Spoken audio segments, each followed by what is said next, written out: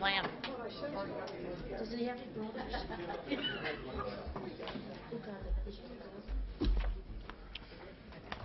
All right, thanks very much, everyone, for that short recess. We are back up and ready to go, and Mr. Prokop is still at the podium, and Ms. Herbert, you still had a couple more questions. I have 2 questions.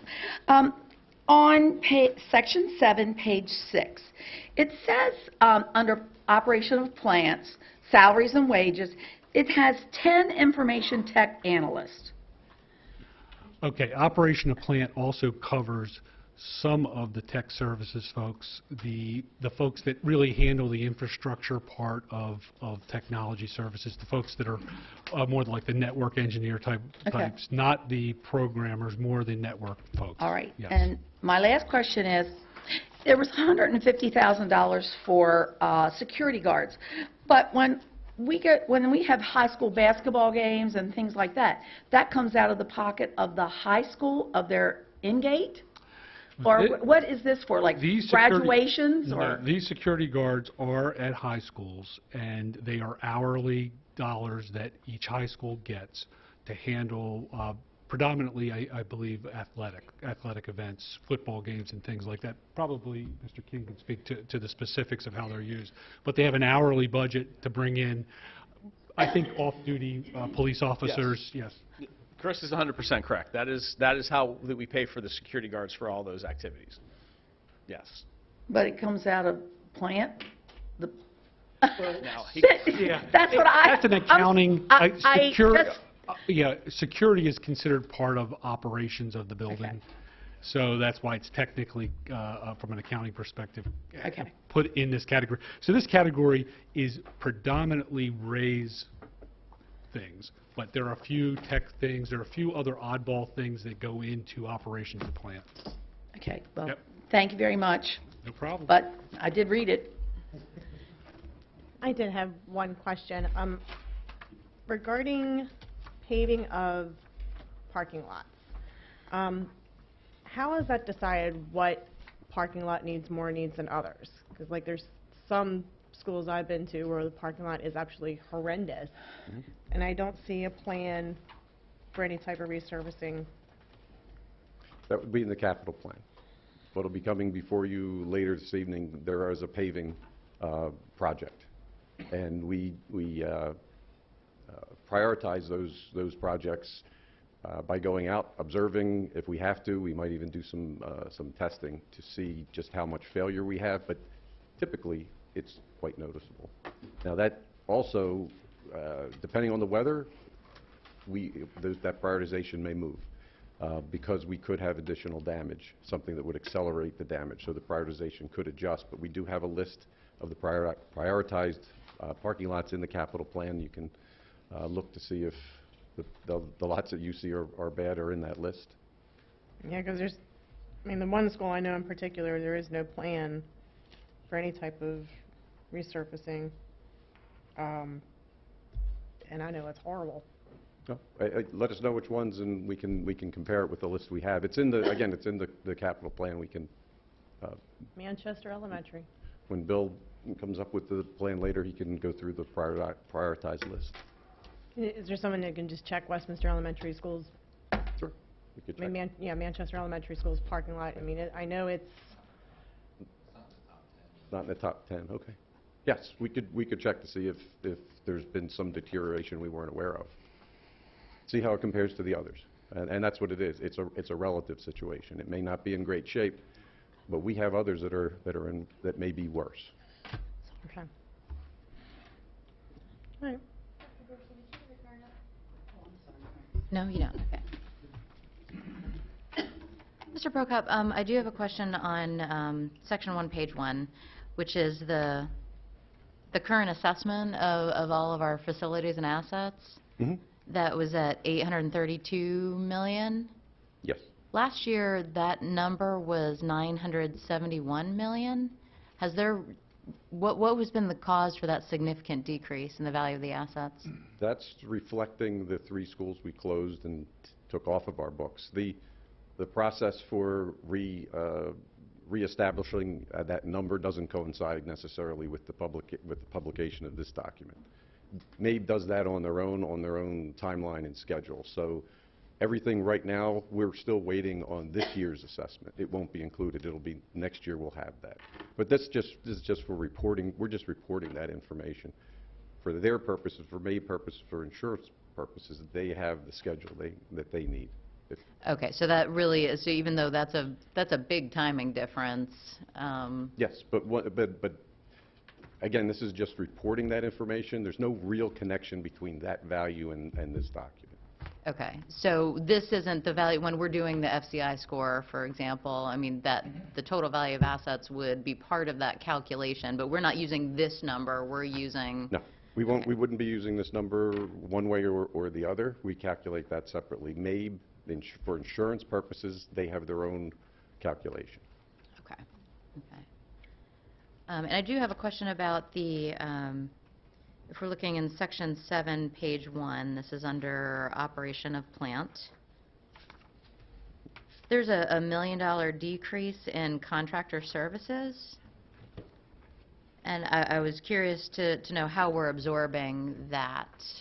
Oh, that was, wouldn't that be the, Yes, this is actually also in operation of plant is our in-kind, and the in-kind use of this building, since we now own it. We no longer pay an in-kind rent. Okay, was okay. in there. Thank you for that. I figured there was a very logical explanation for it. Okay. And in terms of the section 8, we're calling it the approved FY 2021 Capital Improvement Program budget, but we don't have an approved FY 2021 Capital Improvement Program budget at the moment. Is that just a timing issue, or should that say 2020?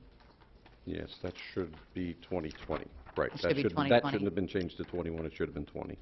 Okay. Because the timing of this, again, doesn't time with the capital plan. That's what you're going to look at later today. So yes, that should have been 2020. Okay, okay, great. I just wanted to make sure that we weren't saying that something was approved No. that wasn't, so, okay, great. And I do have a couple of just higher level comments in terms of East Middle. I know we've had a lot of discussions about maintenance at East Middle and, allocating a full-time resource to keep that building up until we come to a different solution, but I didn't see mention of that in here. And should it be, or would this be where the budget allocation would go? Just trying to understand how it all fits together. Well, we haven't, there was no additional position provided in the previous operating and budget cycle, so there was none requested. We don't have a position to assign. If we were going to do that, there'd have to be, that money would have to come from another spot to cover that. Right, we had talked about So doing far, that. So far, our response, I believe, has been sufficient to cover the issues at the school. We need to, we're still debating whether or not we need to go that route. Okay. I know at one point, Mr. O'Neill and Mr. Prokop and I had talked about we were sending a lot of folks there to address ongoing issues, and thought about the fact that maybe to help support the school, we could look at our resources and see if we needed to consider putting an additional maintenance person there. As Mr. Prokop said, right now we've kind of weathered some of those things and feel like we're doing okay. Potentially, I guess we could consider that to make sure we sustain through the next few years. We don't have that in a budget anywhere. I think oftentimes we've talked about fund balance. That has to be something, if we're going to decide to use fund balance, which we've talked about our fund balance, it would have to be for a one-time kind of expense, because it's not part of an ongoing category, and we don't want to have a funding cliff.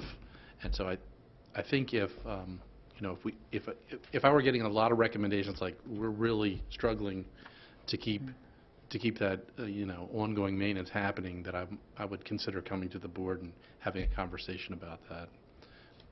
Did you want to add anything to that, John or Ray? Or?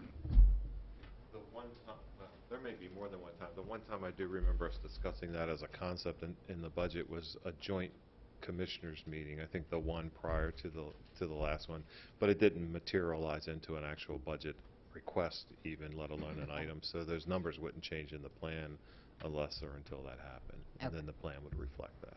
Okay. Thank you for that. Okay. And I did have an additional question about fleet maintenance. I know that, we had some fund transfers at the end of last year for purchasing new trucks that were at the end of life, and the fleet maintenance is part of the CMP. And I just wanted to talk about whether it made sense to philosophically set something up for accruals or discuss that as part of the CMP going forward. It makes a lot of sense to discuss it somehow. We actually have it on the agenda by way of bullet points on the CIP submission later for this meeting. So Chris, we did bring, Dr. Locker through Chris did bring a year-end transfer to try to buy a number of identified vehicles. Even though you approve it, we don't spend money that's not there. And so Chris's folks might have those purchase orders waiting, and then at year-end reconciliation, we verify that money's left in those operating accounts. We wouldn't buy something that we don't have the money for at the end of the year, I guess is what I'm saying.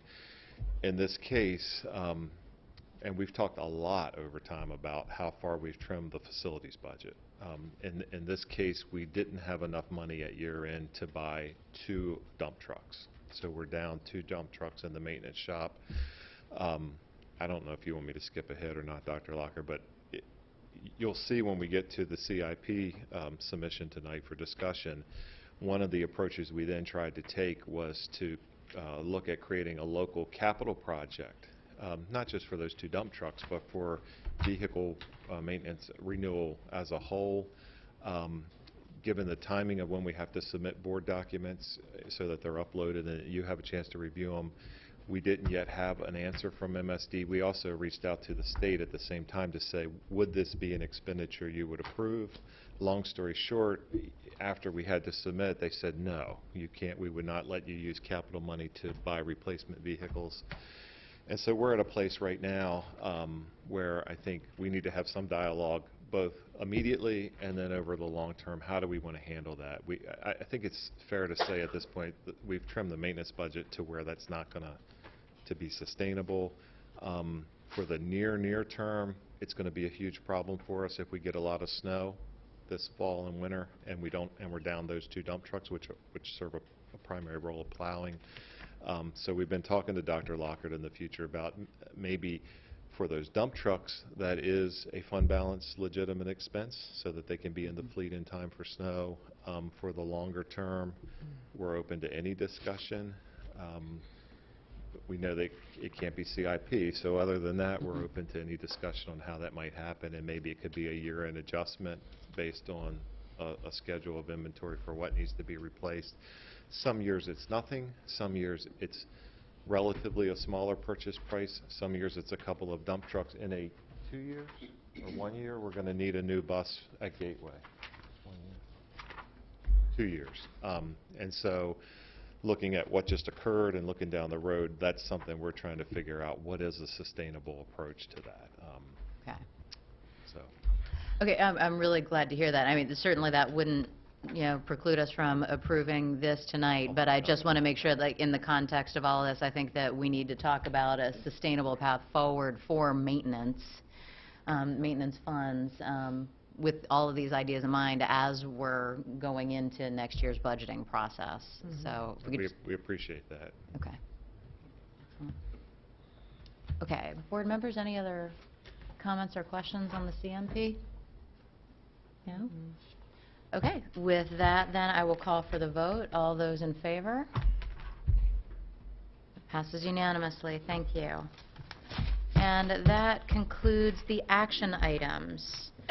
We will move on to Section 8 under discussion. The first item up is the proposed revisions to Board Policy JLI, Students Exclusion, Seclusion, Physical Restraint. Dr. Lockard. Right, so board members, earlier this evening we talked about the regulation on this for this policy based on changes in COMAR.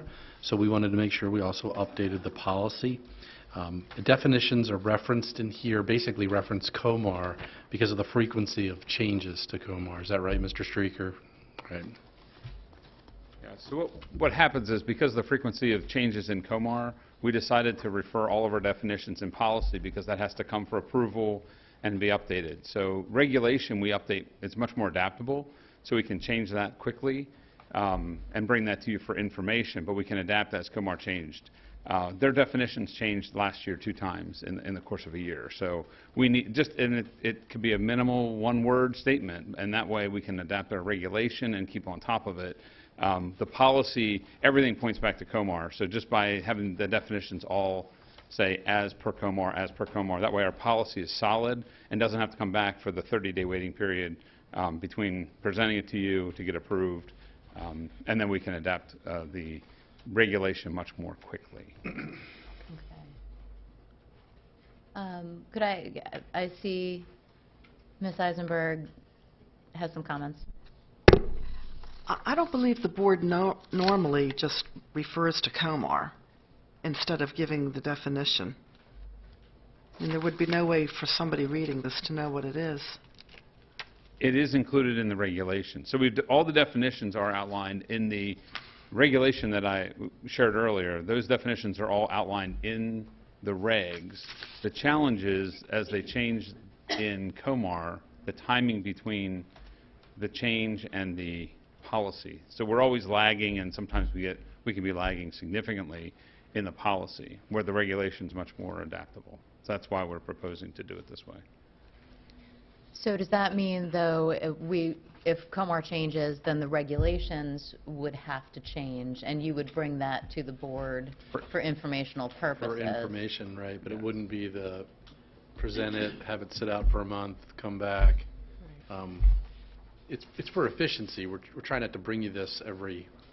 It would have been twice, and of course, you know, I started in February. It would have been twice last school year that we'd have had to update our policy because of nuanced changes in COMAR, in definitions and languages. So that's the concern that we have. In order to keep everything up to date, we chose to use the approach of defining in the policy pointing back to COMAR and then spelling everything out in the regulation. Certainly one thing we could do, if this would be something you'd like to explore, is put a statement in our policy that says definitions are, you know, in regulation, like point the policy back to regulation. I don't know if that's something that would help with that. I just don't know that the board knows when they say, for instance, seclusion is defined by COMAR 13A0804. I don't think they have any clue. No, I don't mean to be disrespectful, but Right. I don't think you have any clue what that is. Well, it's in the reg we went over earlier. Correct. The most recent definition is there, because in regulation we can just, when MSDE says here's the change, that day we go in and change it and let all our folks know there's been a change. I guess, you know, I'm certainly going to look to you for your. I would write it out. Okay. I would write it out and then change it, because that's how you've done everything else. I don't believe that you all have ever referred to a definition by saying, go look up the law. You refer to the law usually at the end of your policies, at the very bottom, when you refer to what your policies are based on, or maybe that's at the top. We include those as references. Yeah, but I believe you've always written it out so that a person reading this would understand what you're talking about. I mean, I deal with restraint and seclusion issues all the time, and I couldn't tell you off the top of my head what 13A point something means. And that's why we have it defined in the reg. Again, the strategy behind that is to be adaptable to and staying current with the changes as they take place. That's the rationale. Anyway, I would recommend not doing that, but it's me. So then, for the intents and purposes of this policy, so we don't have to have it sit out another month, those definitions are already embedded in the regulation that we shared with the board. Correct. So perhaps we could refer the board back to those definitions in Administrative Regulation JLI that we talked about earlier, if the board is comfortable then with what COMAR says, because these are COMAR's definitions, we will simply take those and plunk them right down into the policy. Yeah. That's how they are now. And then we'll let you know, I mean, there may be several times where we'll be coming back with the policy based on a word change or a... Correct. Right, okay. And this one is subject to change. It's a very controversial issue, granted. Right. I mean, I foresee more changes. And that's in why we this. tried this strategy. I mean, just, I know, but we hear your... I'm not happy. Yeah. If you're not happy, we're not happy. We'll do whatever we need to do. Rochelle, can the board vote to approve the policy as I'm amending it, saying to you, we are going to literally take COMAR definition and stick it right into this policy, written out, just like it is in our regulation, and the board can approve that this evening? Absolutely. So we don't have to wait another month. That's right? correct. Okay. Well, just so I'm clear, though, because we're just talking about the proposed revisions, so this isn't on as an item Oh, to yes, I'm take sorry. a vote on to That's all right. approve tonight. We'll bring it back in October, but that's what we're going to bring back. Yeah. My apologies. But you should be able to bring it back in October and we vote. Yes.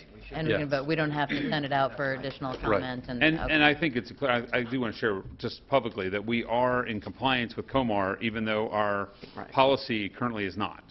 You know, we are practicing the legal aspects, and our folks are trained in that, even though we're lagging in getting our documentation up to speed. I think it's important to point that out.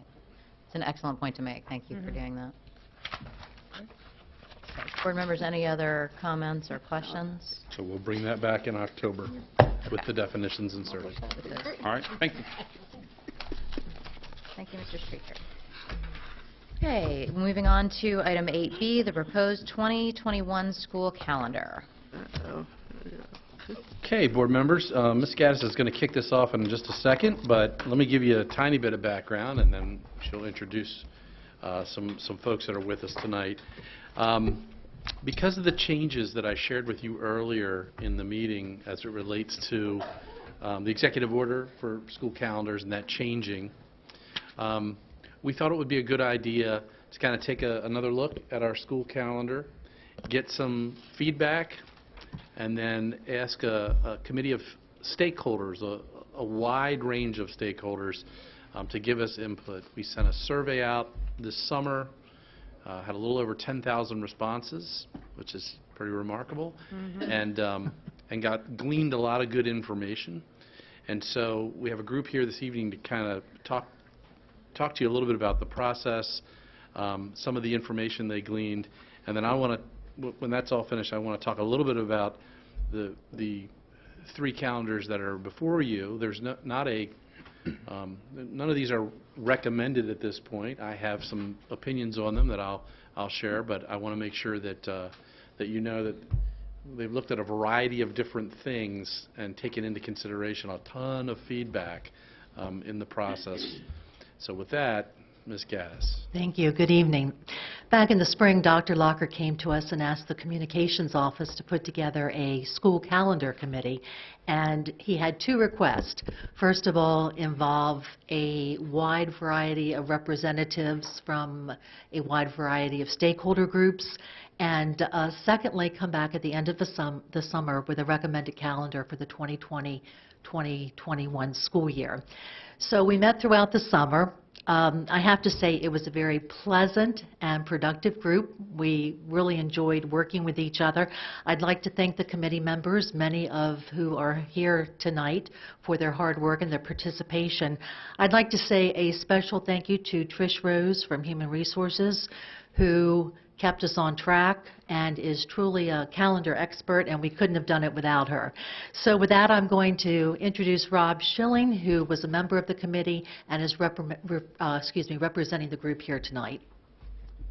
Thank you, and this was a pleasure. And we have back there, we have some committee members. Can you stand up? Just wave your hand or put your hand up. Just fantastic a group of people, and it's not easy. Everyone has an opinion, everyone has a birthday, they'd like it off. So it's pretty tricky. But I believe one of the benefits was that the different stakeholders got a better feel for the constraints that we're under when we're trying to develop a 180-day calendar. So there will never be a perfect calendar, and you're not working today. Is it on? Wait a minute. Brenda can change Got it. it. There we go. Oh, there we go. Okay, so we were tasked to put together a calendar, and wow, I wish that writing was a lot larger. Mental note, bigger font. We have parents, teachers, community advisory council members, administrators, human resources, communications, employee bargaining groups, a former board member, a teacher, a bus driver, a parent, a member, SAC member. That was like just me. I got a lot of hats. I think that's why I ended up here. But it was just amazing, the different perspectives that were coming in, the patience that people had with each other. In the clarification, there's a lot of needs and pulls on A, the time of the students, and then B, the staff, what we want to get out of our staff as far as professional development time and needs of individual schools. So the considerations that we made, survey data. The number of responses that we got for the survey was amazing. There was a lot of pent-up input that folks wanted to bring in there. The consideration of the length of spring break, there were some definite opinions there. Holidays, religious, federal holidays. Limiting half days was definitely something important. School start and end dates, I think, we had the strongest response on that as far as a direction to go. So we have the COMA requirements of 180 days. So we have to deal with that. I don't know who came up with the number 180 days. Please contact your state delegates to see whether or not we want to change that. Just saying. That might meet some requirements we got in the comments. We have a 10-month staff that we have 193 days, although some of those are evening days. And 12-month employees, they are contracted for 240 days. And trying to get all that to fit in before the July 1st year is kind of tricky. We had to bend a little bit to make sure that we met those goals. Again, federal holidays, we considered sports teams coming back in August. You know, when do they start practicing? Marching bands, when can they go? And professional development.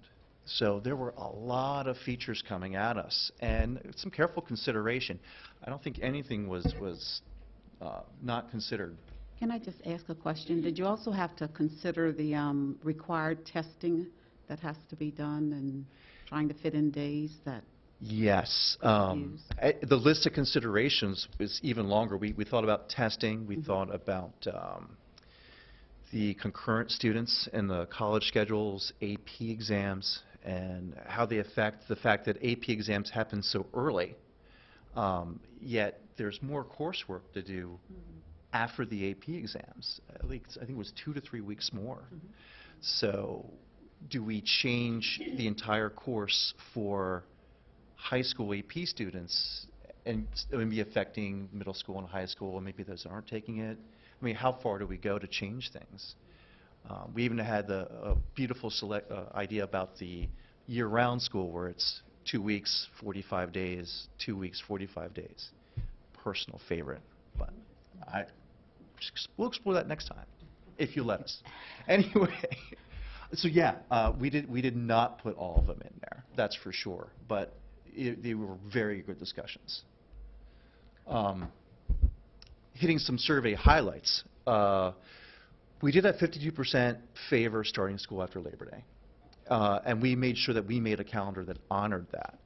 If you take a combination of those that say before Labor Day start and before Labor Day, if Labor Day is late, we got about 48%. So we reflected our calendar A, which was a 2-week start, which would also end us earlier, which was, again, was a push that we read in the comments section of the surveys. And the 1 week before, because Labor Day is late, and then truly honoring starting after Labor Day. We have those 3 options for you. Other considerations was a shorter spring break. Stick with a shorter spring break so we can get out earlier at the end of the school year. We tried that. We did have to add an extra day because, again, we have 240 days for our 12-month employees. And if we didn't do that, they would be overworked a day. So we had to figure out a place to make that happen. And that was the one more day in spring break. So when we came up with the three options, we tried to keep each of these options consistent with each other as far as times in between, days off in between the start and the finish. We try to minimize disruptions to routines. September can be very unusual with days off, Rosh Hashanah, other holidays, professional development. And we were looking at a 4-week span where we had 4-day weeks in a row. We're trying to not do that. And be creative. We looked at eliminating some days, trying some different configurations to really get our time in and make best use of that time. And it's tricky. It's tricky. But we did our best. So, Calendar A, which is in front of you, has the 2-week before Labor Day start. We finish early, June 8th. Wouldn't that be amazing? Of course, we also are starting 2 weeks before Labor Day. Rob, can I just interject one please. thing? Sorry to interrupt you. Before we get too far, and you're probably going to mention this, each of these calendars builds in 5 inclement weather days. Yep. So understand, board members, that when Rob shares that Calendar A has a finish date of June 8th, that would be if we used all 5 snow days.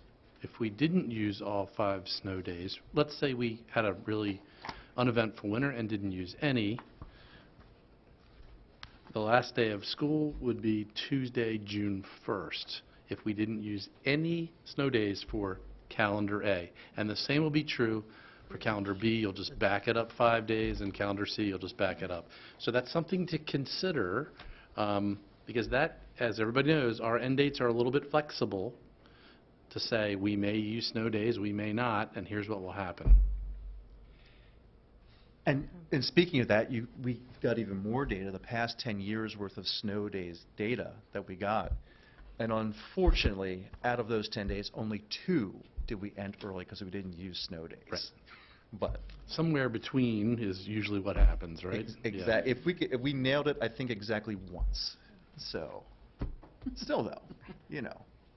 So, Rob, can you help me remember, so of those 10 years, there were 2 years that we had exactly... One year was exactly. 1 year was exactly. And the 2 years that we left early. That we left early, and last year we know that we went over. Right. Yes. Okay, were there no other years that we went over? All the rest of them we were over. We were over, okay. All the rest of them, yeah. Okay. Yeah, and some were over what day or 2 days. Some were dramatic. How many days did we build in previous years? I know last year was 4, this year it's only 3. On average, it's 5. It's okay, good. So I'm glad we're back to 5. Yeah, some 6, some 4. I got to tell you, we were armed with a lot of data, which was great in trying to come up with some options.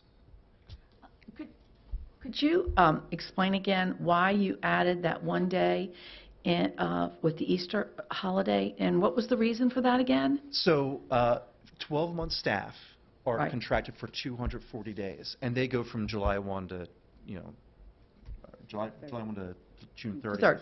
So when we do the school year calendar, we got to make sure that they get their 240 days. So if we didn't have 1 more day off, they would have had 241 in their cycle, which would break their contract. They'd have an extra day. So we had to factor that in somewhere, and so where do we put it? And that was the option that we went for. And again, we're just making a recommendation to you wonderful people. Well, let me ask. I was just thinking, on wheels of time. Sure. Let me just ask a clarifying question on that. So 12-month employees, you wouldn't necessarily have to put that day during the student school year, correct? Right. That's a possibility, sure. Yeah. We could give them July 9th off. Yes, because because this is for the students, and I think that's a great idea. I'm just, I was just curious about that again. I just wanted you to repeat that. Absolutely. Thank you. I was curious about that as well, because I noted in the calendars that the April 1st for this particular calendar year is a Thursday, right? So we're adding in that third day for spring break. So, but there's nothing that would stop us from picking a random day in the summertime to do that, if to satisfy the 240. And we looked at the July 4th weekend, but unfortunately, that pushes them into the next year to give them a longer July 4th period of time. But we were like, we couldn't pull that off. And I also have a timeshare that I have to get to in the third. No, I'm just kidding. Was July 9th your birthday? Is that why you threw out that day? Dang it. Come on to you. I'm too transparent. Okay. That's good.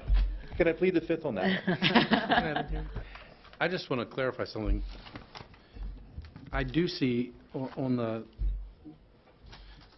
for option A, for July 2020, there are 2 days built around the 4th for our 12-month employees, yes?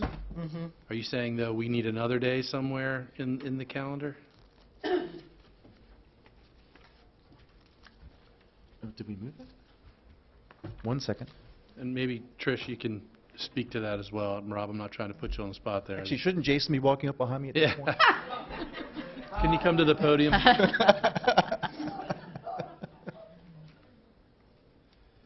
Yes, we did include the July 9th day as a day off too, July. but that also includes April 1st. So with those 3 days around the Easter break and the July 9th, that equates to the 240 days for the 12-month staff. It's not, I'm not seeing July 9th off on this calendar. I'm seeing the 3rd and the 6th. I'm sorry, the 3rd and 6th, yes. 9th is not included. It's the 3rd and 6th. Okay. So we put an extra holiday in July 4th. So does that mean we still need the Thursday for spring break to make it equal the number of days? Okay. Yes. But it doesn't necessarily, as we discussed, doesn't necessarily have to be there. It could be somewhere else in the summer months to get the right number of days, yes? Correct. Okay. Thank you. It skews it too for this year because July 4th's on a Saturday. If July 4th were Friday and they had the 3rd to 4th and Monday off, they'd have another day. That's right. Did you include the business community, ask them about this, or is this just the groups you went to? Did we have anyone from the business community? I'm trying to remember. I don't believe we did, as a matter of fact. Yeah. Does anyone have a small business? No. I don't think we did. So that was not one of our stakeholders, and that's a good point. With our other pillar, that's something to add to make sure that we get someone next round of discussions. The Chamber's, what, 600 people right here in Westminster you can get real fast response from. Absolutely. Absolutely. Well, and they'll have an opportunity. This will go out for feedback for 60 days, so they'll have an opportunity to provide feedback.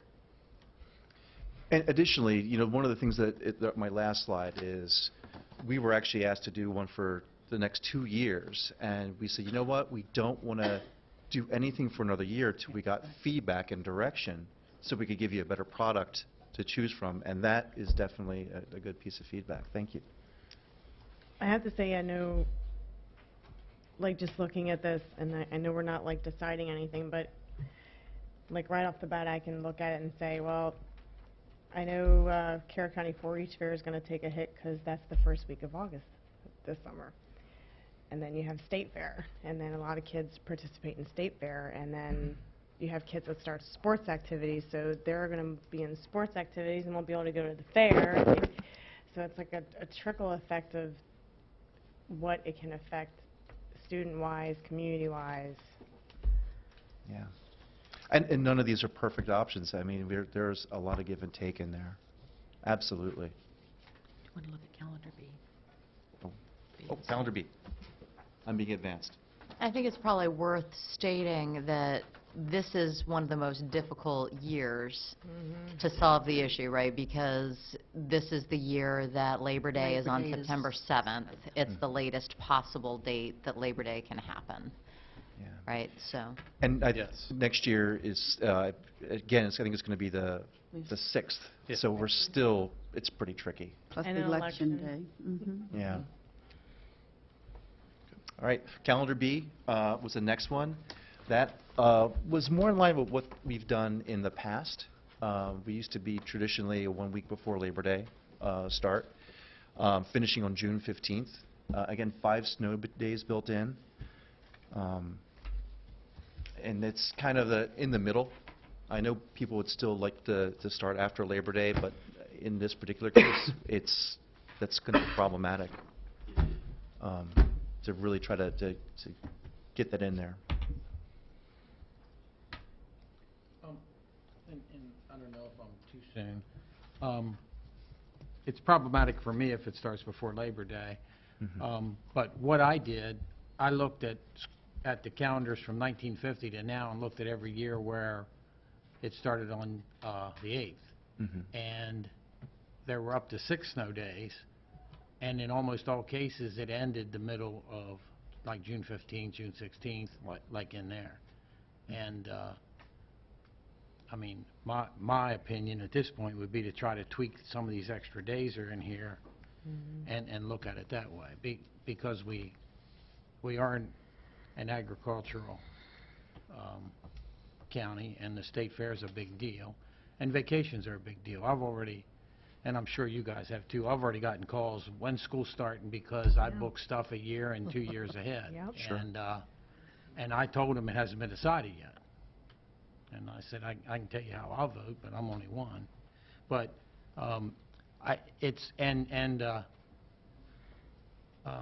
traditionally, we started after Labor Day. It's only been recent that we didn't. I think it's been like the last 20 years or so that I've been teaching. Yeah, that long. like I say, I went back to 1950. Yeah. And compared them all. So the Calendar B, of course, is the 1 week with the 5 snow days, still getting us out early if we don't use those snow days. And then Calendar C is the after Labor Day start, finishing on June 22nd. We've got to pay the piper one way or the other. We can, beginning or the end. It's not easy. No, no. And like I said, it's a tough decision. I know the public, when I read probably half of the public comments that were on the survey they wrote, because there were just tremendous variations. I mean, they voted one way, and they also expressed themselves. And gosh, I put that tagline, "There's no perfect calendar," because of the diverse comments on all sides of the aisle. Yeah. So yeah. So good luck. Well, plus But- looking at the graduations as well, and again, I think we have to drop down one. I think for 20, Winter's Mill is the top one. I mean, not that, that's the only thing we're concerned about at this point, but I was just noticing for 21, then I guess it would be Liberty being number 1. Yeah, I think so. I mean, yeah, on a rotating basis. Right. And I should probably know this. The graduation, how many days do the seniors have to go? 173? I do not know. God, I hope there's going to be change. You mean seniors have to go in their senior year, a minimum? I'm not aware of a minimum number. It's always been, we just backward map from their graduation date, and it obviously rotates, as you But well I mean, know. how do we set the graduation date? Is it a week before school ends, or what is it, how is it normally set? I should know that, but. I don't know an exact standard. I think it's when Not standard? McDaniel is A lot of superior. it has to do with McDaniel's schedule. Yeah. I think I've only been here a year, but I think last year it was a week before everybody else got out. We ran all our graduations. Yeah. I've been in other systems in Maryland where they've done that 2 weeks prior to the last day for other So students. it's not like a state race? Yeah, as far- I don't believe so. Yeah, in my almost 20 years in the system, it's usually a week or week and a half. You have graduation, and then your underclassmen finish the school year, somewhere right in there. Yeah. I thought I saw something, it was like 170 days. I don't remember where I saw it, but I saw it. Yeah, the senior year is definitely the shortest year for the Yeah. kids. There's no argument about that. Well, the June 22nd date is a Tuesday, right? And so we were talking about how that third day, we might not necessarily want to add that as a day off around spring break, but maybe in order to satisfy the contract, that would be another day in the summer. That would bring you back to Monday, so you would only need to find one more day or have 4 snow days to end on the 18th, right? Which I think, I mean, just psychologically, it sounds a whole lot earlier. Sounds a lot better than the other. Yeah, right, absolutely. What is there's no perfect standard, calendar, what is right? typical for Christmas? This has off the 23rd. Is that typical? And I've seen some districts, I'm trying to remember this past year's calendar, but I've seen some districts make that a half day, which counts as a full day for instruction. I know that we probably got just as many folks in the feedback saying, we should have 2 weeks at that winter break. Oh, my gosh. Right. So. I think some are hoping we have a 165-day calendar, which I'm not opposed to either. Again, contact your senator representative. but I look at, too, a lot of kids, a lot of parents work, and the 23rd, they've got to figure out daycare. So I mean, maybe they don't care, but that was my thought, and that's the other day. And there was just, it's thoughts about traveling. There's a lot of people are traveling, and so we've got a lot of factors coming in there. Right, I think one of the factors is attendance. We had a half day on the 23rd. My guess is we wouldn't have great attendance that day. Doesn't mean we, couldn't consider it. I know for a fact there are kids in my grade who they just skip half days in general. So let alone right before Christmas break, it's very low attendance. Nothing gets done on half days, right? Jackson's a big fan of the half days. Unless you're on a sports team, and then you can't. You can't do that. And that's the thing I saw a lot about too, is parents were like, why do we have so many half days? That's a waste. But half days count as a full day. Like, it's still counted. And so, and that's the thing I think a lot don't understand. I mean, I'm looking at it as we probably could make some of these other days half days. Instead of like, Although we did just change the, That's right, we just those were got part of the right. regulations. It's to 6, right? Yeah. It wasn't part of the policy, though. That was part of the regulations, correct? That was part of the regulation. And I do know, in addition to Jackson not liking the half days, a lot of people wrote about, please stop the half days. It's too difficult for me to get childcare and hard. all those things. And it's a waste for my student. Those are the kinds of things we heard. But yet, if the teachers to get their professional development, that some of it's in their contract and stuff that we want to do, but then we'd have to take whole days, which then would back us up further. So it's, oof, there's a balance somewhere. I'm not sure where it is, but we did our best to present what we could put together there. And board members out, I hope to be able to give you a recommendation. Another thing to consider is as we we're trying to do it right now, I think, kind of manipulate this a little bit. You could always consider, instead of a week before Labor Day, you could do the Wednesday before Labor Day. That puts you at September 1st. You just have to add 2 days to the end of that calendar, or remove one of the other ones and make it up. So there's still flexibility within this for our consideration. Do you have opinions tonight to give us? Well, I have one opinion, and that is, and I'm so appreciative of the work of this committee. They were awesome. And I didn't go in there and say, make this calendar. I said, come back with some options. Dig in, get the community's feedback, and let us know what you think. I'm glad that they showed us a 2-week before Labor Day calendar, just to respond to people who said we should start earlier and get later. But I think I wouldn't be recommending that to you, based on how, that's a a very big adjustment in 1 year to make, going from after Labor Day to 2 weeks before. It impacts a lot of things, as Ms. Battaglia mentioned, so that wouldn't be one of my recommendations. I'm somewhere between a week before and after Labor Day. I'm somewhere in between there. You know, September 8th is late, and if we have a bad winter, I'm concerned that we'll push into that week of the 20-somethings, and that, I mean, last year we heard from a lot of folks because we used some snow days and had to push the week a little bit to meet our 180-day requirement. So I kind of like somewhere between a week before and after because it's so late. I loved it this year. I think it's perfect this year, I'll be honest with you, September 3rd. You know, that was kind of the sweet spot, I think, but because of the lateness, that's driving a little bit of my thinking. One of the things I think we need to keep in mind is that, you know, we would need to say out loud, if we start because of the September 8th date, if we start before Labor Day this year, that doesn't mean that that suddenly becomes the new norm, right? Like that next year or the year after, when the date is earlier, that we could switch back. Right.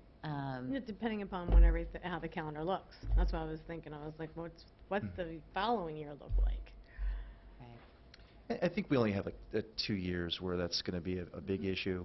By the time we get to the 5th, it starts to become more reasonable again. Right. And in the survey data, there was a chunk that said, hey, let's do it unless Labor Day is, you know, late, like it is this time. It was pretty much split. I know it was 52-48. 52 said always after Labor Day. The other 48 were split between always before Labor Day and before if Labor Day is late. So people were kind of in the middle. From what I've heard from a few students I got to talk about this, no one liked the late start. They did not like the idea of getting out June 22nd. So they were all either they are either like the second or first option, but no one seemed to like the start late, get out late. And that's why I think it's important to note that the 22nd is a Tuesday, right? It's not a Friday, right? So that you suddenly, if you can find those 2 days to still get out on the 18th. Because I think, I agree with you, like the 22nd just sounds painful. Yep.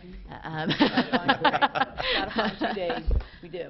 But I'm very sensitive to the agricultural community and the impact that starting before Labor Day can have.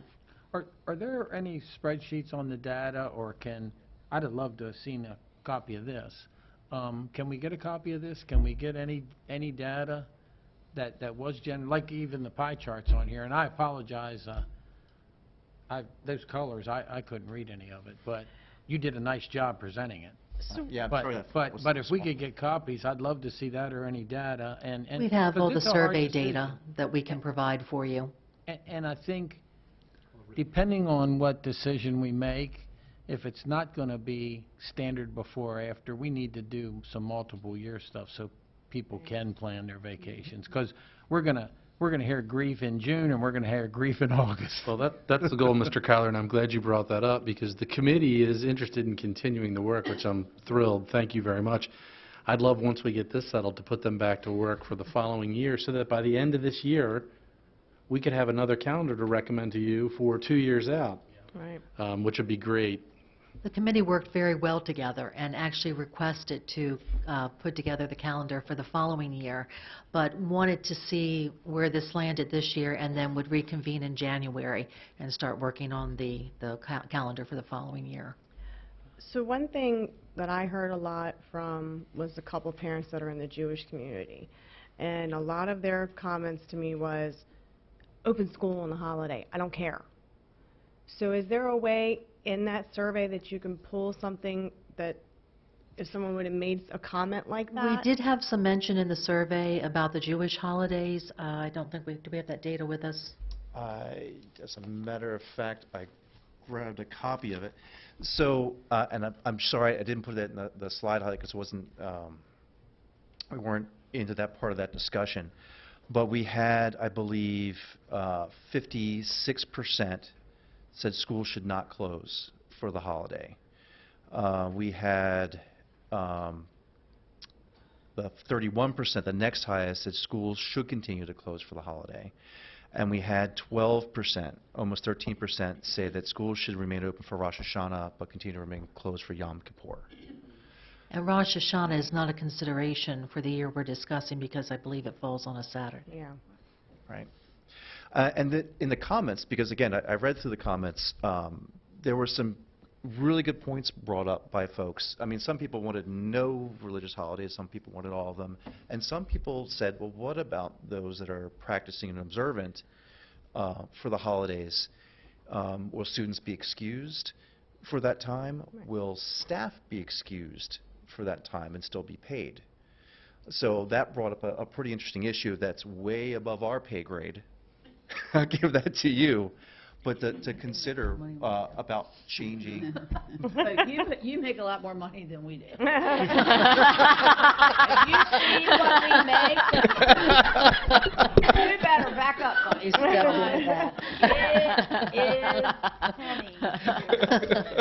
is Board, And just yeah.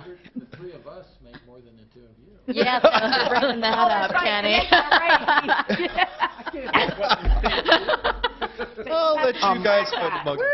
I just mean it's definitely above our level of policy consideration. Board members, the Jewish religious holiday, of course, religious holidays, were added to the calendar under Dr. Ecker. And as I recall, there was a survey done to see, not a survey, you kept attendance records on how many students and teachers took off during those days, because the only way you can ever make a religious day a school holiday is if there's an adverse impact on the school system. And I just don't remember if it was the number of students who were off or the number of teachers, and you had trouble getting sufficient substitute teachers. Those would be the only reasons you could make that a school holiday. And under Dr. Ecker, it was determined that there was an adverse impact on the school system, and therefore those were made holidays. So this would go back, Right. I don't know, 15 years. So Yeah. one of the things, that's a great point, Ms. Eisenberg. One of the things that we were going to do this year, since we do have in this, I'm talking about in the next couple of months here, both Rosh Hashanah and Yom Kippur, we were going to be taking a look at our, I'm sorry, for the coming year when we're out of school this year for Rosh Hashanah and Yom Kippur. For the coming year where, no, that's not right. I'm sorry. I'm thinking of a different. Sorry, it's getting late, guys. In 2 years. Yes, in 2 years. Those Thank holidays you. will be on the during the school week, as opposed to one currently right now is on the weekend. What's the board? Right, and the problem, once you've granted the holiday, which you've done here, the only way to determine if there is an impact is to make them school days, and you will have a lot of community interest in that. So you're saying 56% said, Yes, said 56.54% said to keep school open during those days. we should not close. So to me, I'm hearing that, and I'm going, okay, well, right there is the answer. That's what we kind of wanted to know. Like, I mean, We did look at some of the surrounding counties to see what they're doing with the holidays, and some of them were at one time off for Yom Kippur and Rosh Hashanah, but have taken back Rosh Hashanah. And that's what I got. Number one, a lot asked, do we get excused absence? Right. But they said go to school, and then what they told me, counties with a lot higher Jewish population have school that day. Now, I didn't check, but that's interesting. Some do, some don't. and I mean, isn't it part of our policy that if it's a religious holiday, it is an excused absence? I don't know. I mean, well, I mean, we have. I don't know if it's in policy, but I know at our school level, we can approve or excuse absences in that way. Correct? I'm looking at Mr. Streeker. Yes, so if a student said, I was observing this religious holiday, we can excuse that. And in this case, You know, there are other religious holidays where we're in school Right. where we're not going to, you know, we're not going to penalize students for observing their religious holiday.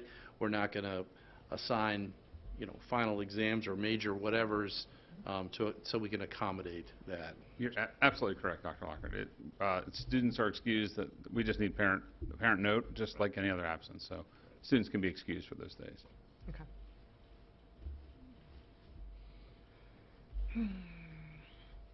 And under the category of I should probably know the answer to this, can you remind me, what is the difference between a professional development day and a professional meeting day? Oh, that was a good discussion. So a professional development day is, possibly principal directed, where they have, the SIT team gets together and they have stuff that the school needs to work on to improve their school. The other day, there is opportunity for development outside of school. The MSEA convention down in Ocean City is a draw. And also, like I know for Tech Ed and other have things that day as well. I believe I went to one in Winters Mill a couple years ago, and they've been different places. So the different contents, there are sometimes things for them to go to on that day that are a little bit more local. So we had played around with that day. But we also didn't have any data. If we had school that day, if we had 50 teachers leaving to go to the MSEA convention, would we be able to cover a typical dry sub day, which is a Friday, hard to get subs to fill, and then take 50 more people out of the system? Would we be able to compensate for that? And that's, again, something that we won't be able to collect that data until we try it. And if we try it once, we end up having to try it 2 years in a row. So that was a very robust discussion, just trying to figure that problem out. Could we do that? And we kind of said, well, let's see what we can find in other places.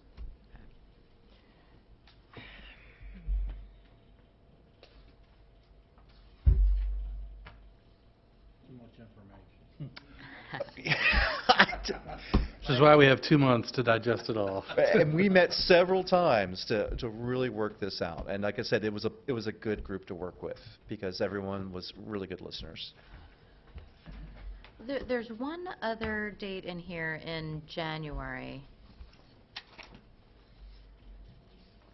Okay. No, never mind. It's a difference in the post-Labor Day start versus the pre-Labor Day start, where it was a day that you get that's closed at the end of the semester rather than it being a half day, which is what it typically is. Okay, but that's different on the post-Labor Day calendar. So, okay. And we'd have played around with the start dates just because you're trying to, especially at the end of the semester. So you are closing out the books. There's a day off to close out the books and get ready for the next group.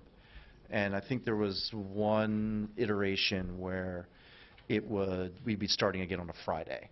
So we said, let's move it a little bit and see if we can just shift it. And that's just shifting those 45 days here and there by a day. Right. Okay, well, actually, I guess I was looking at it. It's a different day on the different calendars. Okay. Because of when, so I guess it would be on the post-Labor Day start calendar.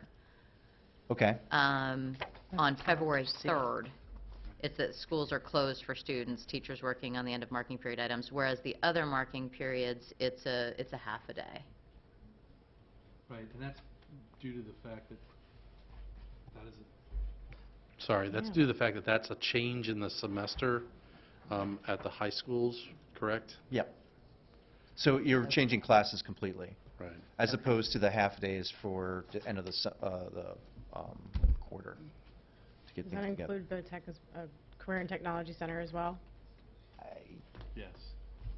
Yes, we changed the whole school over. It's a big flip. We believe that. That's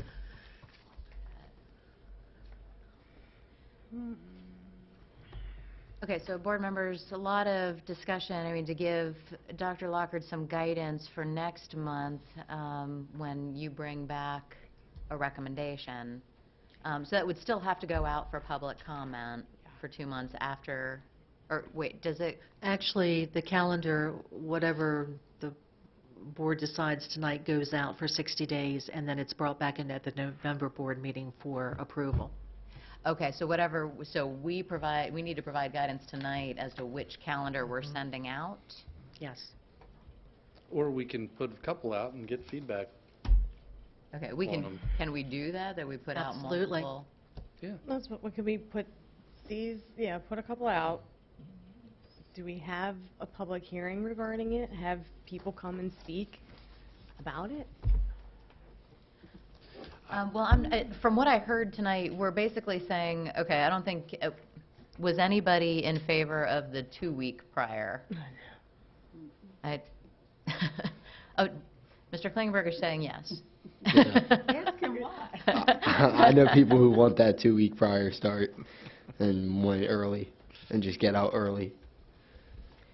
I will admit, I am concerned about sports activities, with it being, especially in the beginning of August, being so hot that students just won't be able to. Well, sports schedules will pretty much remain the same, wouldn't they, Eric? With yeah, that's set by the state. Right. It's just, we have to determine when the kids start practicing and stuff, but it's going to be pretty consistent regardless of our school schedule. Okay. Yeah. Because a lot of the sports, I know some of the sports teams, at least since they have teacher coaches, they end up practicing later that first week anyway, because teachers have to go back. So let's say that we put all 3 out for comment. What if we heard things that we wanted to revise? We didn't want to go with any of them as is, but make minor tweaks to one of them. Would we then have to put that out for additional comment, or can we do that I without don't think a comment? necessarily. We can put it out for 60 days, and then the board takes the feedback and comes back in November, and it's With a revision. Right, can make the revisions, right. We can approve something that wasn't exactly what was put out for I believe public so. comment. Yes, I believe so. Right, because as Rob has said, we're never going to get the perfect calendar. Right. Even the feedback, a lot of it was kind of 50-50 from 10,000 respondents. So I'd personally like to see, I thought we had a month to think about it, but I'd personally like to see, if we're going to put something out, the post-Labor Day start without Yom Kippur, without the 23rd, and without Easter Thursday. And it would, I think then it would end on Thursday, 17th? 17th. That sounds much better. Exactly. Right, But I don't know if that's really an option or what you guys think of that, but yeah, that. you a junior or a senior?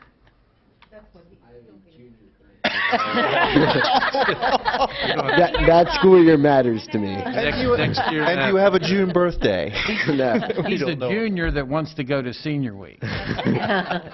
Senior summer. Mr. Herbert? I really want you to all look at that, the last one after the post, and I would like to get rid of that Thursday before Easter. And I would really like to take one emergency day off, and then you've ended up on Friday. Yeah. I'm tending to lean in that direction as well, and- that if you right. had at least have an option Have a to druthers. get some What- feedback on a post-Labor Day What about start. What about December 23rd? Well, we just said we weren't going to do half-days. I mean, we just changed that. But we just said that, and I just feel I'm a strong proponent of the state fair. I'm a proponent of 4-H, and that is a big thing in our community. And those kids go down there, they do the county fair, and then they take their projects to the state fair, and they get tens of thousands of dollars for their steers, their pigs, and their goats, and their sheep. And daggone it, then they turn around and they're going to miss 4 or 5 days of school. Then they're going to come home to their house, go to school, and then they're slapped with 3 or 4 days behind. And it's a nightmare. I've been through that. And it's not, and I know for a fact my granddaughter volunteered down at the state fair from Tuesday to Sunday in that horse ring every day. Next year she's going to show. and her grandmother will take her. And I'll tell you that right now, whether it's excused or not, because that is part of what they have learned. Well, this is a farming community. It may not look like it everywhere, but that is a big part of Carroll County lifestyle. And so now you all know how I feel. Well, I think what I'm hearing overall is that there is some desire to look at a there's a lot of desire to look at a post-Labor Day start, but there's no appetite to go to the 22nd. So if there's an ability to put out a fourth option potentially to say, okay, if we started post-Labor Day, but that we figure out where and how would we propose squeezing 2 more days out of that calendar to end on the 18th. That's something that, is that what I'm hearing, that as a board we'd like to see that as an option? No, and one more thing with your, when you talked about the rotations and like those 4-day weeks, I hate 4-day weeks. They're awful. I'd rather get in the routine.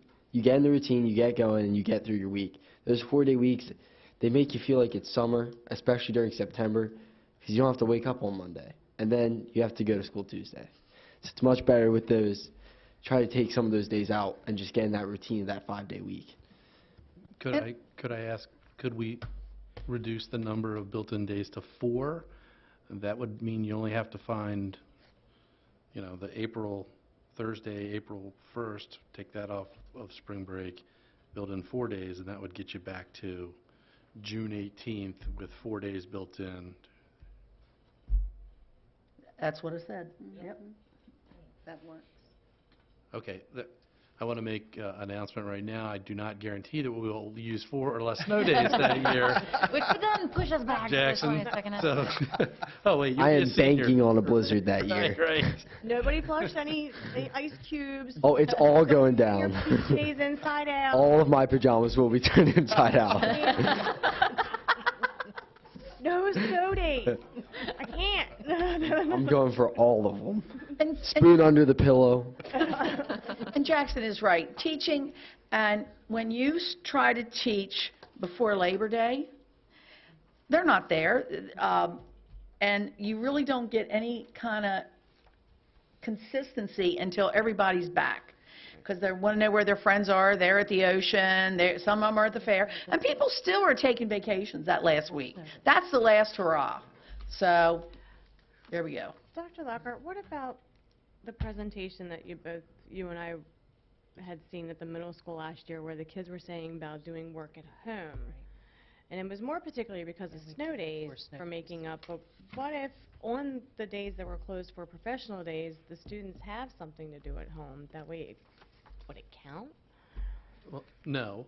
You know, They did a nice job of presenting a case. It was for sort of like an online type of alternate snow day, so you don't have to make it up. But there's a whole lot that we'd have to sift through to make that actually an approvable kind of thing. No, they actually did a really nice job with that, and We have to strap Wi-Fi to the cows so they can get a signal. I mean, but it was, this was a good presentation that they gave about, how instead of we had to make up the snow days, it was, if they're calling for snow, here's a workbook, you got to do this at home, and when you come back into school, this it counted.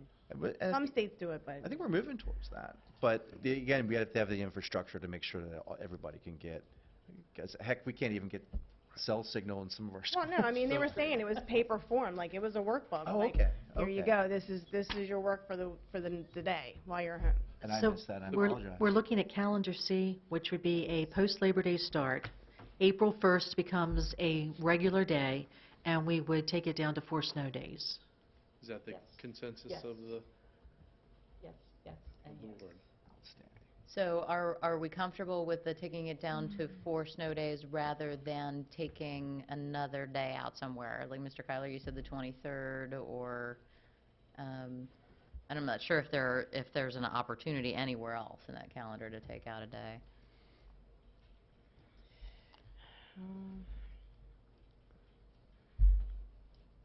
Yom Kippur is the only one I saw. And you're all saying, if we get public feedback and then it gets tweaked a day, that's not a reason to start all over. No, not necessarily. Okay.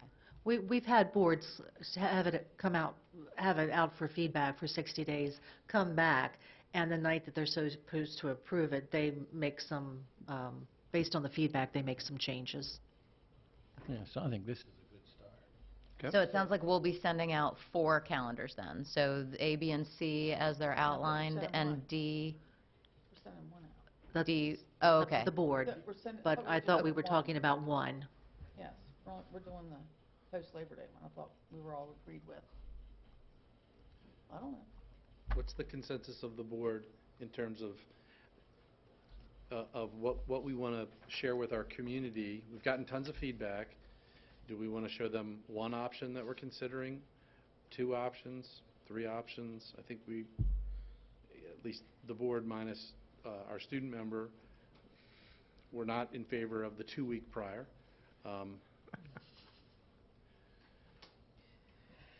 Okay. Last year we put out one calendar for people to give us feedback on. And I think I like that way forward. I thought I had heard earlier in the discussion that we were talking about potentially sending them all out to get feedback, but Then it kind of evolved into changing calendar C. Okay. So it would be a C prime Yes. with these revisions that we've talked about. So 4 snow days, And take out April the 1st. April 1st. take out April 1st, and that would be the Thursday. single calendar that would go out for public comment. Tomorrow morning. And then people are certainly free at that point to say, no, I think we should do a pre-Labor Day start or whatever, but this is the one calendar that we're sending out Right. for feedback. And then one last consideration, I'm looking to Trish. We take out April 1st, we got to put a day off for our 280-day employees somewhere else. 240. I'm sorry, 240. I don't mean to work you that much. It only feels that way for that. It does feel like that, 380. Okay, so board members, we have consensus that that's the way forward for public comment. Great. And I do want to reiterate, thank you so much to the committee. This was excellent information, and so glad to hear that you're willing and able to continue these discussions into the future, so. After our discussion, you're still willing to do it more. You guys are giving us wonderful feedback. This guidance it really will make the job easier because we know what you want, and we can maybe get you 2 options next time. Narrow it down. Okay. Thank you so much. Thank you very much. Thank you. Thank you. Okay, so. You'll still have your snow candles out. If I get a blizzard, I'm happy. Okay. So, item 8C, the proposed capital budget FY 2021 and capital improvement program FY 22 to 26. Dr. Lockwood. Okay, I'm not going to do a whole lot of pontification at this point. Mr. O'Neill. In the interest of time, you spent a lot of time on capital projects in separate work sessions, and so for the sake of introducing it, we just wanted to go over some of the highlights that are in the cover sheet, and then we'll respond to your questions. One of them we touched on with Board President Savigny earlier, so I appreciate that conversation, and we'll work on some options for vehicle replacement in a different way. Just know that with MSDE telling us that's not a viable option, we'll remove that project from any future release for public comment, for hearing, et cetera. You receive this tonight. You'll schedule a public hearing one evening here, most likely, and then this will come back to you in October for approval. That's the normal timeline for the CIP. The couple of the other highlights, you were talking, I think, to Mr. Prokop earlier during the construction report on this. The most recent moment we were at the time these were due in the development design process at Career and Tech, we learned from the state representative who sits with us that we could leverage more state participation, potentially by renovating a little bit more square footage. And so this discussion draft for you tonight has the most recent update of what we believe the state local share would be based on that recommendation. Does not change the local funding at all, but could leverage some additional state money as part of that whole project's budget. Based on all of your work this summer, just like the master plan earlier, the Education Facilities Master Plan, this version now contains a project for East Middle. Just the replacement without the site, but it actually contains the project for the first time. I think I remember at the elementary behavior task force discussion, you heard a lot about the elementary BEST program and some of their needs, and so the program people are stressing the need for an addition at Robert Moten for BEST, and so there's a project in here along those lines. And then not in the bullets, but in the link to the strategic plan, highlight we wanted to address, because we know that you all have interest, but especially Mrs. Savigny has interest in how the CIP in any iteration affects the facility condition index. We did bring a separate graphic for now, but I did want to say to all of you, and especially to her, given the new reporting structure surrounding the strategic plan, we intend to do a whole lot more at the December board meeting on the Pillar 4 presentation relative to the Facility Condition Index, or FCI. So certainly happy to address that now, but there'll be a much fuller presentation on that aspect alone, probably every December, but certainly this December. So with that, we'll pause unless Dr. Lockard wants to add anything. We'll do our best to respond to questions. And if Brenda wants to, Career and Tech, not now, but whenever. like you say, we came out ahead with the state money. At this point in time, East Middle, how close of an estimate do you think that is with state money versus local money? Is that a good guess, or can we do better, or who knows? Mr. Kane, who does the work. Yeah, it's our best guess based on information that we have right now. Obviously, in the plan, the construction funding is scheduled for fiscal year 2022, so that's 2 years out. A lot of things can change in 2 years, but based on our enrollment projections and the current cost share percentages, that's our best guess at this point of what the state will participate in. It's a dialogue, and as we get a designer on board and start working and developing educational specifications, we have a better idea what the actual full scope would be. The planning committee does have the Maryland Department of Education architect on it, so during the planning process, she'll be helping us understand decisions that could help or hurt our funding from the state. So. And I did have a similar question, because what's in here for the CIP request right now over the 5-year projection, so we've got $4.5 million in 2021, but then another $55.4 million for the remaining 4 years of the projection. That's a total of $60 million, which I thought was more than what we saw from the feasibility study for both options B and D. Does that marry up with one of options B or D? You're referencing East Middle Yes. replacement, so it's the total request, or the total project budget right now is just short of $60 million, but that actually aligns with the higher end of the options being considered in the feasibility study. Okay. I was trying to remember I thought the feasibility studies were 55-ish. I thought it was 55 and like 59. Yeah. 59 was at East Middle site. Stayed at East Middle. The lower one was at the Friendship Valley site. We'll be talking about that, going over those again. It was, over here was 55, and then over there was 59.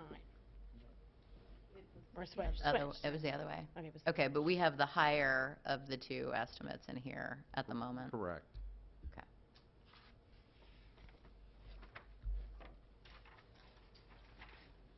Does the way you calculate the enrollment has an effect on the state portion too, right? Correct. The enrollment justification is one of the main parts of the formula for state funding of projects. So for East Middle, using state recommended or the other one? The state consideration for enrollment justification uses state rated capacity. We'll be making the argument that our local capacity makes more sense, and they actually, there's the Interagency Committee on School Construction. It's actually a commission now, but they're considering making changes to the formula based on some feedback specifically regarding middle school capacities, because we're not the only county that runs a middle school model and a team model, you know. But it does make a difference which one you put in. It would, certainly, yeah. When they're evaluating our enrollment justification, if they're using state-rated capacity, it's going to be a different number than if they would agree to use our local capacity. Is that a significant number? Is it a... The difference between state-rated capacity and local capacity at East Middle, I think, is in the 100 to 150. I don't have it exactly right here with me. I can get that for you, but it's in that range. But how much do you think that would change the state money? I mean, we talking 5 million or? I'd have to get that for you. Okay. I've been asked that question a couple of times. Are we sure with state enrollment we're still covered to build this building, not our functional local enrollment? And I've said I don't know, but Again, this is our best guess at this point in time. It's a dynamic, changing process. So I did have some comments on the Career and Tech Center, and I know that I've made these comments at other work sessions and discussions that we've had, certainly not about the project itself, but the way that if you look at the allocation in 2021 and add in the out years, that was changed to, we originally had in a $30 million local allocation, and that got increased to a $34 million local allocation, and that was not something that was sent through this Board of Ed for approval. And I just want to point out that I think that process was not followed properly, because we needed to discuss as a board if we had an additional $4 million, like if the county, notwithstanding that the county has agreed to provide it, but we need to be able to say, well, is the extra $4 million, is Career and Tech where we're putting that towards, or does it go towards a different allocation? Does it go towards an East Middle Replacement School project? So, and I just want to point out that if we went ahead and approved this CIP, that we are now in fact approving a $34 million request from the county, not the $30 million that we had in there previously.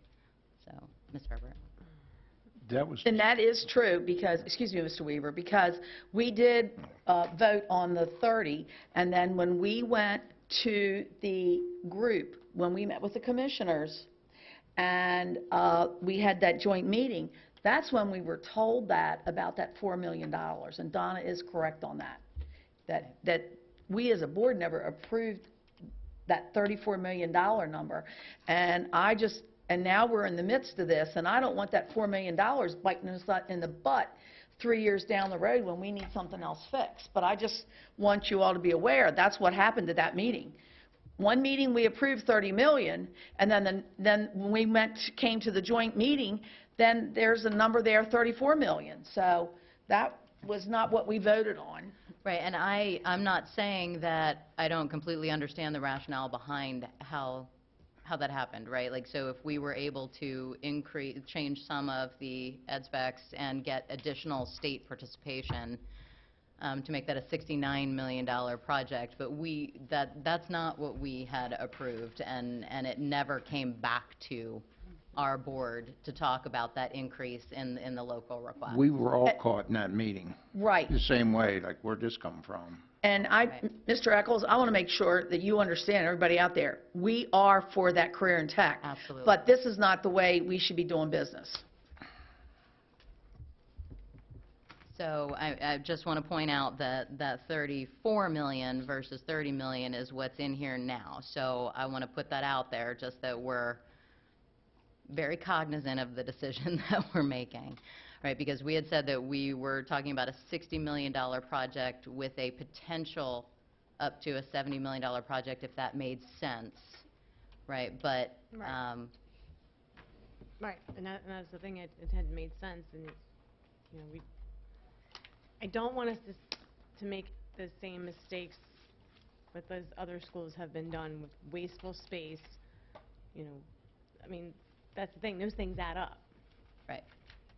I mean, my preference would have been to do as much as we could have with the $60 million. Right. And because we need that capital money for that additional $4 million potentially for other projects. But the way that that was decided, it was taken out of this board's hands in terms of having that discussion. So I just want to make sure that we have that discussion. Absolutely. For just a point of procedure for you on this side of the street with the board, I think one thing that we committed to at that last discussion, which we will do, is we'll make sure that any updates to the capital budgets, we'll just update it anyway, but if there are any changes at any point in time where we're having a budget meeting, the work sessions, all the meetings you have on the operating budget, for whatever reason, you didn't get the same updates on the capital budget at those same benchmarks. So we will bring updates on any changes to capital projects on the same sequence of meetings once we start the operating budget. Now, the timing's not the same, as you know, and I'm not trying to rehash whether it was a right decision or not. It's way earlier than your operating budget. It'll be October when you vote on it, and that's just a funding request. Just like when you submit your operating budget in February to the county, that's a funding request. They have the authority as the funding source to make it whatever they deem appropriate ultimately under law. So sometimes those project numbers might change locally. Sometimes those project numbers could change from the state for any number of different reasons. But what we will do is at every sequence of budget meetings going forward, every year, any updates to the capital projects will be presented to you so that you're aware that you know that this has been tweaked or changed, and here's why that's happened. And it's really hard to make a rescission or a change to your plan after it's officially adopted, but at least you'll be aware, here's why those numbers have changed, or here's what the commissioners are receiving and are poised to vote on. Does that make sense? Updates as often as possible. Absolutely. Commissioner Weaver, did you have something to add? No, I just, that whole issue was, I was blindsided, the same as you were in the meeting. I went back and it was, it was done without any board's approval. Right. So. Okay. But I'm the optimist that I changed that at 9:30. We are hoping with the CM on board and everything now that the budget will tighten up, and if we can get more money from the state, it's still a possibility we won't need the whole 34, correct? Or Correct. am I being too optimistic? That's always our goal in every project that we do. We work to maximize our state funding, and we work to be as efficient and cost-effective as possible so that when we bid it, hopefully we are under budget and have, didn't have to expend all of the budgeted funds. So. You don't lose that money once allocated. Oh, I understand, but I'm saying, like either you said, state or local. Yes. What it would require if there's money left over in any project, and you've done this in recent months even, then you have to approve a transfer from one capital project to a separate capital project, and it goes across the street for a budget transfer approval from the commissioners. Just keep in mind, money that's in that dedicated fund is only X amount of dollars there. Absolutely. And what's saved here could be used on another one, but if not, something's going to get shortchanged eventually, so. Commissioner Fraser told me if 6 million's borrowed, it's not that significant. So I guess just moving on to a different topic. So item number 9, where you see Robert Moten, the best addition. I know that those are discussions that we've been having. I just wanted to kind of get the board's input. So utilization at Moten is at 77% right now. So I'm curious to see what that, does it need to be an addition, or is it just a different allocation or reconfiguration of space? Right. I agree with you. I think there's some justification in the back, right? For all So of those projects. again, based on my conversations with the school staff and how they run the program, the best suite is a separate area of the building that is somewhat isolated from the other classrooms, the regular ed classrooms, for many reasons. And they really are out of space in the best area suite, which is in the front of the school near administration. To add a couple of additional classrooms or an intensive behavioral unit that are adjacent to that, it really would have to be an addition, or we would have to take over potentially the kindergarten wing or some other wing, which then where do they go? Because they're in an early childhood wing, but it would require work and a cost to do either. But this proposal is based on building an addition. Obviously, it could be, when we get an architect on board, if we were to get funding from the county to do this, we'd hire a designer and we'd start to plan it. We could look at other options and other ways to address the need there. Ms. Herbert? After our meeting last week, and people asking about, can we move children around at East Middle? But when the commissioners see that that building is only 77% capacity, they're going to think twice on that project or give us money for that. I'll tell you that right now. I'd at least like to Yeah, see some right. pros and cons. Right. of Yeah, I think we need some options more information on to that. discuss. Right. And I understand, look, I taught there, and I understand how the best needs to be. And Mr. Kane said it well. I mean, the space currently being utilized by the BEST program is at capacity as it stands. So we also know that this is a group of students that we are probably going to anticipate servicing more as time goes on. So I do think there's a need now, but there's also a need down the road. Whether it's done through a reconfiguration of the internal space or an external space that's added on, obviously whatever is the most cost effective will work, but we do need more space. So again, whether that's done through reconfiguring internally, but it's kind of unique in its layout as it stands now. It's connected obviously with the main part of the building, but it also is a little bit separate to provide some privacy and a therapeutic milieu. So again, that could happen a lot of different ways, and I'd be open to whatever, whether it's a reconfiguration or something external. We can look at that as time goes on, for sure.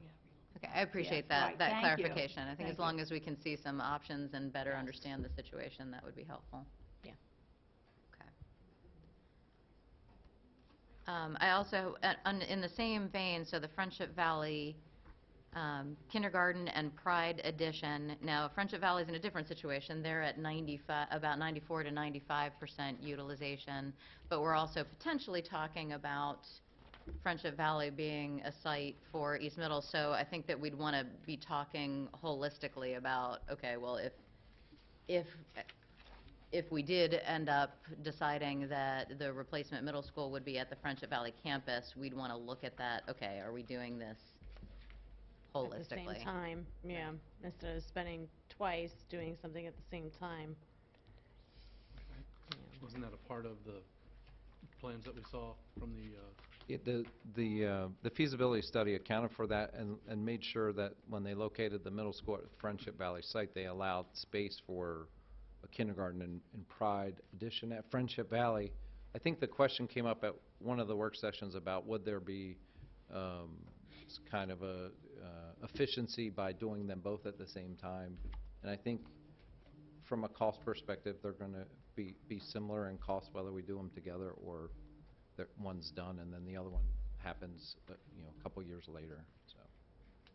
Well, and again, I know in the write-up concerning Friendship, again, the school basically just has the 2 kindergarten classrooms, 2 designated kindergarten classrooms, and they've certainly used some other spaces to house 2 kindergarten classes. And again, I know it would be ideal if we could have the additional kindergarten designated classrooms.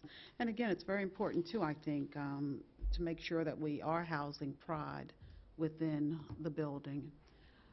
I think that would be important for that program and for those students.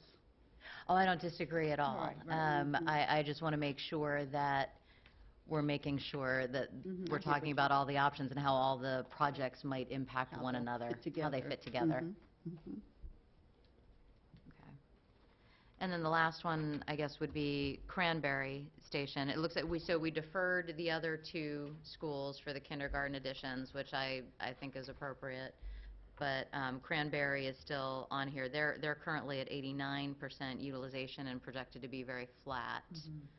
Yeah, I don't, So I don't know, board members, if you have some feedback. I know that the kindergarten additions have been a subject that have come up every year as part of the Right. CIP, and whether this is something, like, I would definitely be in favor of leaving Friendship Valley on here as long as we're talking about it holistically and how it gets impacted by other projects.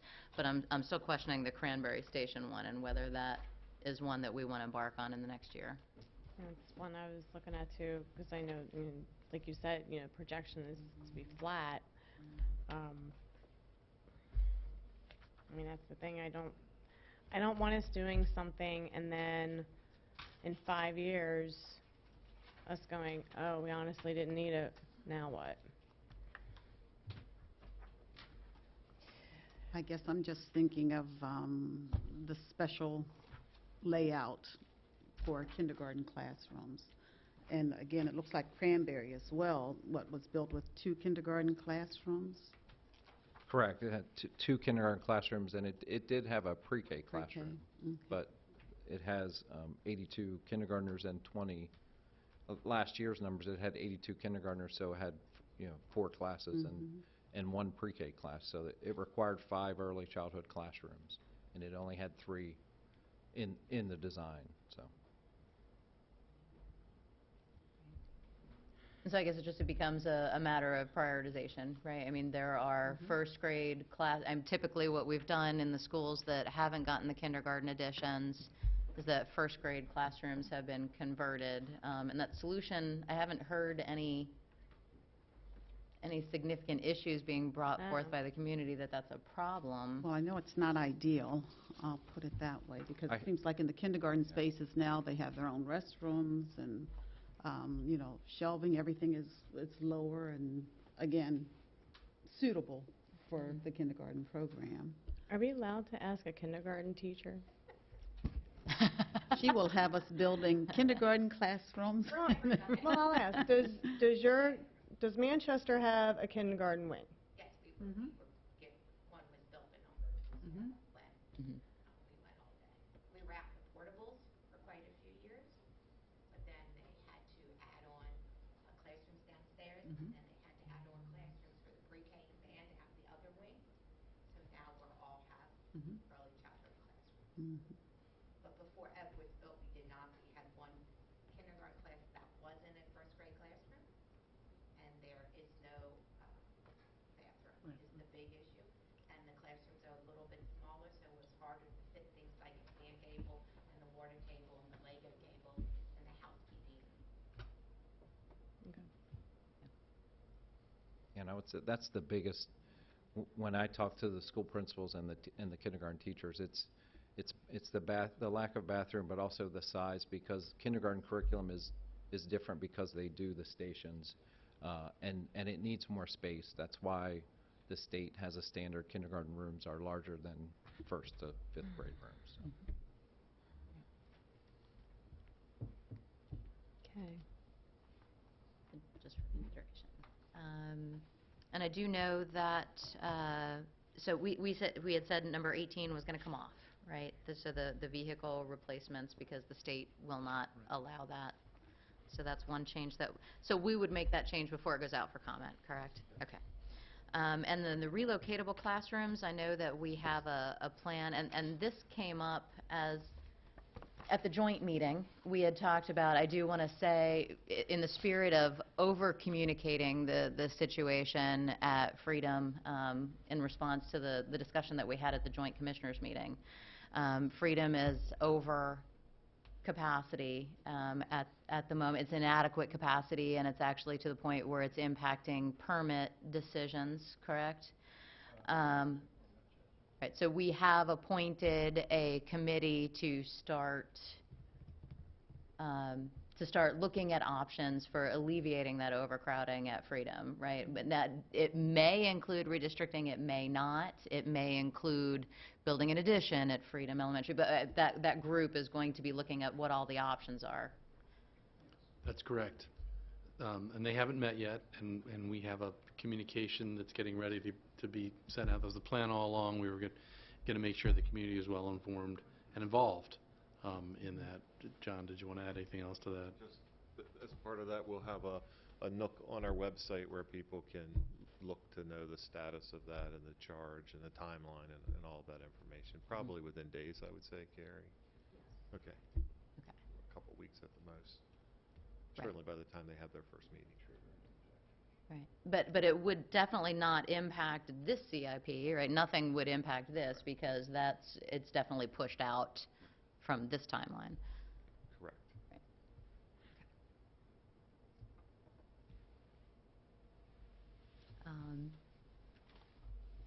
So board members, any other comments, questions? So are we agreeing to, so the vehicle replacements will be removed, and we will be sending out the rest of this for public comment, but we did, we're not suggesting any additional changes to this before it would be sent out for public comment, is that correct? Okay. And I did want to refer to the Fci Grid that you provided. I wanted to thank you for providing this because this is directly in alignment with Strategic Plan Pillar 4, where we're talking about not wanting the condition of our facilities to be deteriorating and that we're appropriately planning for this as part of our CIP. So the out-year projections that are in this CIP are reflected in this projection for the FCI. Is that accurate? So you're referring to the FCI score? Yes. Yeah, so the FCI score on the chart on the screen are the line. It starts at 31%, which was the 2018 baseline that we set. That was the result of the FY18 capital budget that the capital funding we received from the county and the state. So the FCI score is a calendar year, so it's a calendar year 2018, but it's related to the fiscal year 18 funding. So 31% was our starting point. At the end of FY19, we rose to, after that funding was approved, we rose to 33%.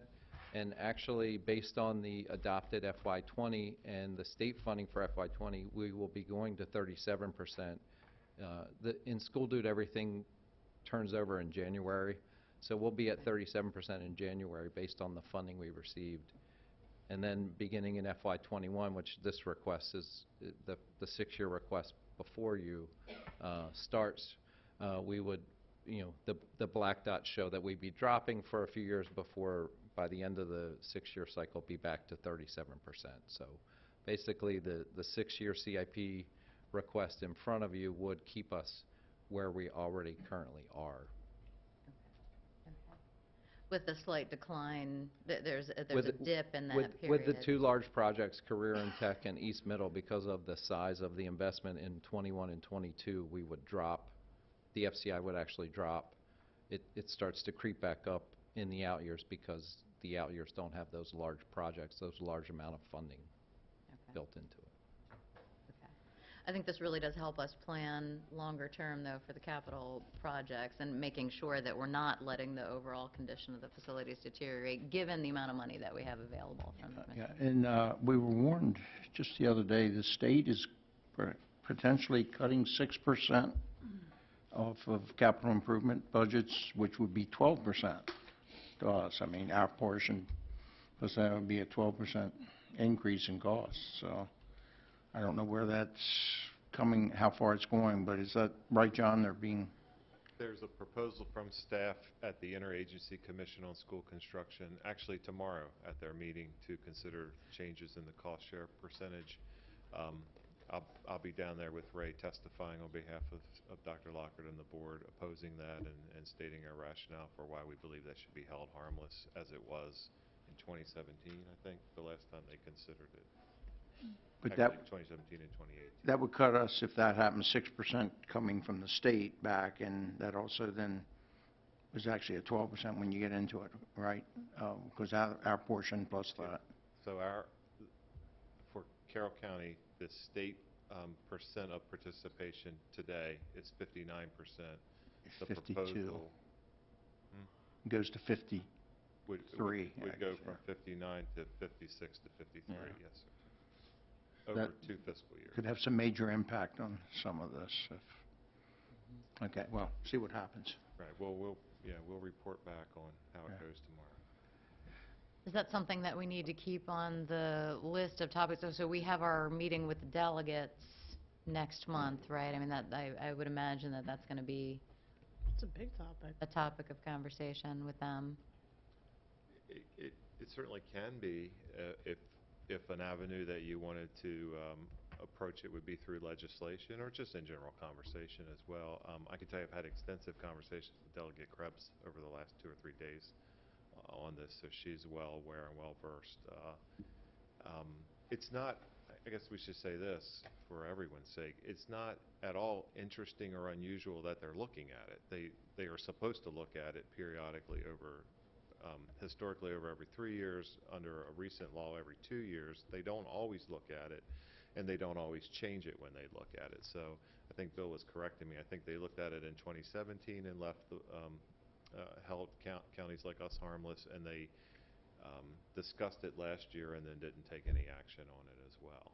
So we're optimistic that for many of the same reasons that happened in the past, they would find themselves at the same result now.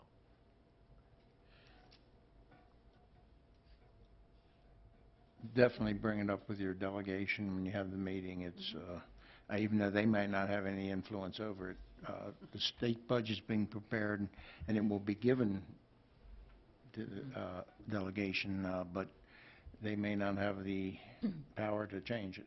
Right. Board members, any other comments on the CIP? No? Okay. Thank you, Mr. Kane. All right.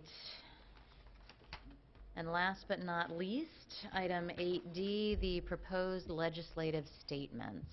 So you just referenced the annual process. It sort of starts for you at the September board meeting with a draft of general legislative position statements.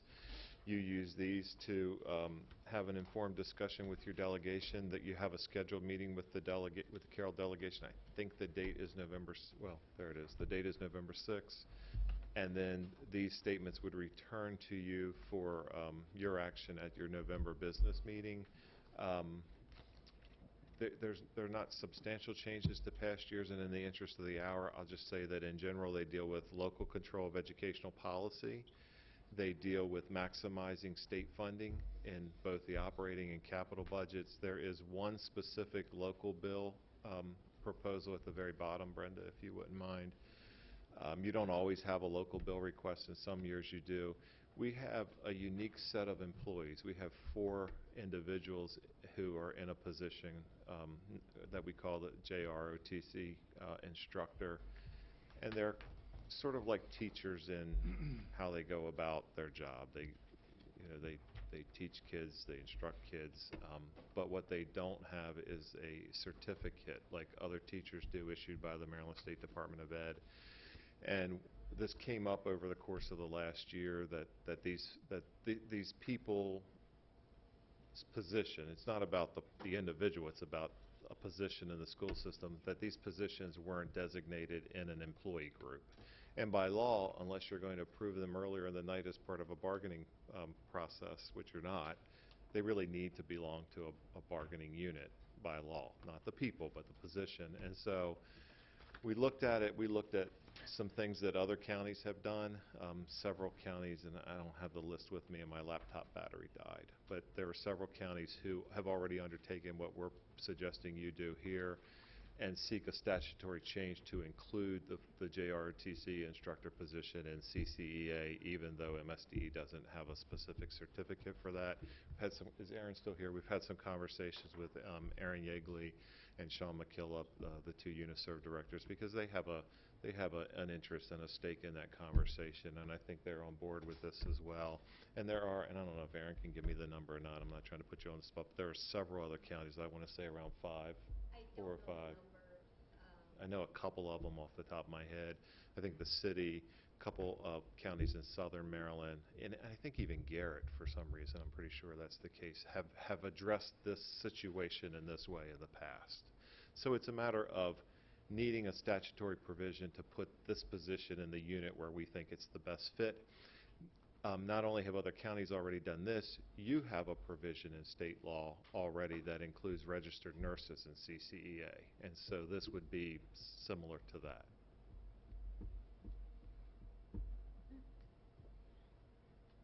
And that's really the only bill that we're suggesting at this time. At least at this point in the recommendation, the only local bill we're suggesting. If something evolves in your thoughts or in your delegation meeting, then certainly we'll make that happen and make that request of them.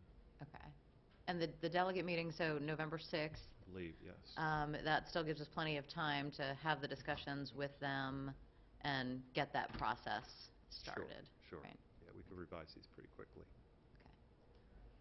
Board members, any other comments or questions? No? Thank you. Okay. Thank you, Mr. O'Neill. All right, and with that, board members, do we have any other unfinished business or new business to bring up this evening?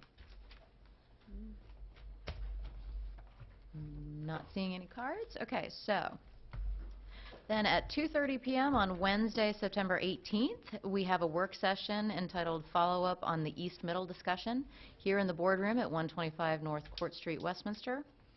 And then at 2 p.m. on Wednesday, October 16th, we have a work session entitled Food Service Discussion in the boardroom here again, 125 North Court Street. And at 5 p.m. on Wednesday, October 16th, there is the board meeting with citizen participation here in the boardroom at 125 North Court Street. And with that, board members, I need a motion to adjourn. So move, and I was only 3 minutes off because I told you 10 o'clock. We did. The over-under was 10 o'clock. So, moved by Ms. Herbert. Second. Second by Ms. Battaglia. All those in favor? Passes unanimously. Thank you very much, everyone. Have a great evening. What little is left of it.